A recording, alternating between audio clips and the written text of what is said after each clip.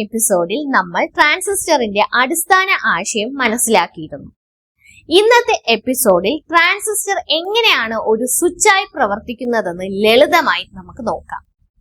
തന്ത്രവിദ്യ academy electronics ഗുരു episode 12ലേക്ക് എല്ലാവർക്കും സ്വാഗതം. Transistor ബേസിലേക്ക് ഒരു ചെറിയ വോൾട്ടേജ് നൽകുമ്പോൾ കളക്ടറും എമിറ്ററും തമ്മിലുള്ള കറണ്ട് പ്രവഹിക്കാൻ തുടങ്ങും.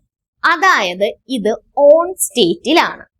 ബേസിലേക്ക് വോൾട്ടേജ് ഇല്ല എന്നുണ്ടെങ്കിൽ കറണ്ട് ഒഴുകില്ല. ഇത് ഓഫ് സ്റ്റേറ്റിലാണ്. അപ്പോൾ ഇങ്ങനെ ചെറിയൊരു ഇൻപുട്ട് നൽകി വലിയൊരു ഔട്ട്പുട്ടിനെ നമുക്ക് നിയന്ത്രിക്കാം. ഇങ്ങനെ ചെറിയൊരു ഇൻപുട്ട് നൽകി വലിയൊരു ഔട്ട്പുട്ടിനെ നിയന്ത്രിക്കാൻ കഴിയുന്നത് കൊണ്ടാണ് ട്രാൻസിസ്റ്ററിനെ നമ്മൾ സ്വിച്ച് എന്ന് വിളിക്കുന്നത്. ഈ സിമ്പിൾ സ്വിച്ചിങ് പ്രിൻസിപ്പിൾ ആണ് ഡിജിറ്റൽ ഇലക്ട്രോണിക്സിന്റെ അടിസ്ഥാനം.